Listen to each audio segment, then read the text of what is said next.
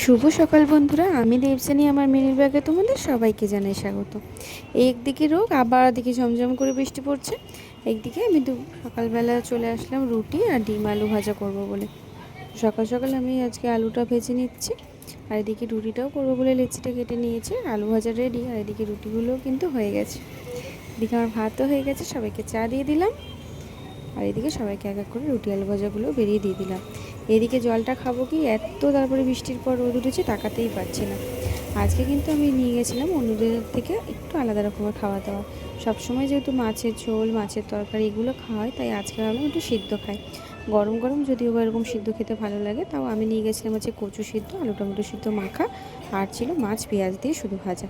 এদিকে মামাইকে স্কুলে আনতে যাব, দেখছি কি জোরে বৃষ্টি পড়ছে, বৃষ্টি কোনো মতেই থামছে না। তাও আমি রেডি হয়ে গেলাম, কিন্তু বৃষ্টি কোনো মতেই না থামায় আজকে আর ফোন নিয়ে যাওয়া হয়নি। আজকে কোনো রকমে ওকে নিয়ে আজকে আমরা রিক্সা করে চলে এসেছি। এদিকে আমি দোকানে আসার পর চলে গেছিলাম একটুখানি মিষ্টির দোকানে, গিয়ে দেখলাম অনেক ধরনের লাড্ডু এসছে। এই লাড্ডুটার দাম কিন্তু 900 টাকা।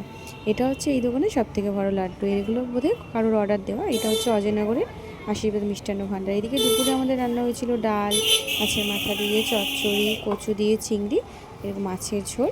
আর মামাইয়ের জন্য ছিল প্লেন ডাল আর ডিম সিদ্ধ, আর ছিল পটল আলু দিয়ে মাছের ঝোল। এদিকে তারপরে খাওয়া দাওয়ার পর আমার চলে আসলো একটা অ্যামাজন দিয়ে পার্সেল। এটা হচ্ছে একটা ম্যাট্রেসের প্রোটেক্টার। এটা হচ্ছে জল পড়লে এটা কোনো প্রবলেম হবে না। তো দেখেছিলাম এটা অ্যামাজনে, দেখে খুব ভালো লেগেছিলো, তো ওই জন্য অর্ডার করেছিলাম। তো দেখলাম ওটা চলে এসেছে, আর জিনিসটা খুব সুন্দরও এসছে, তাই খুলে একবার দেখে নিলাম। এরপরে দোকানে কেউ ছিল না, তো সবাই আমরা বসেছিলাম এরকম।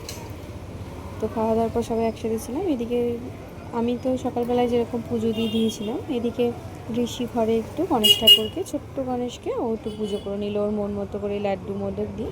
এদিকে বিকেলবেলা এনারা এসে, কাস্টমারটা এসে ভিভোর Y29 ফোনটা পারচেস করলো। এবং তারপরে আরেকটা চলে এসেছিলো আরেকটা পার্সেল। এটা কিন্তু আমার নয়, এটা হচ্ছে ছর্দি সকালবেলায় কুর্তিটা অর্ডার করেছিল। এবার কাস্টমারটাকে ছেড়ে আমরা চলে গেছিলাম আমাদের পাশে যেটা দেখিয়েছিলাম পার্ক, ওখানে দিচ্ছিলো লাড্ডু। তো প্রসাদ দিচ্ছিলো, আমরা প্রসাদ খেয়ে চলে আসলাম। এরপর রাত হয়ে যাওয়ায় আমরা সবাই মিলে দোকানে হাতে নাতে গুছিয়ে আমরা কিন্তু বাড়ি চলে গেলাম।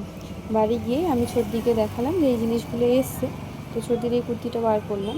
কুর্তিটার প্রাইস কিন্তু খুবই কম, কিন্তু এই রিজনেবল প্রাইসে কুর্তিটা কিন্তু খুবই সুন্দর। এরপর ওরা চাউমিন এনেছিলো, তো আমি একটু চাউমিনও খেয়ে নিলাম। রাতে কিন্তু আর আমি কিচ্ছু খাইনি, আমি এই সময় এসে খেলে আর কিছু খাই না। টাটা।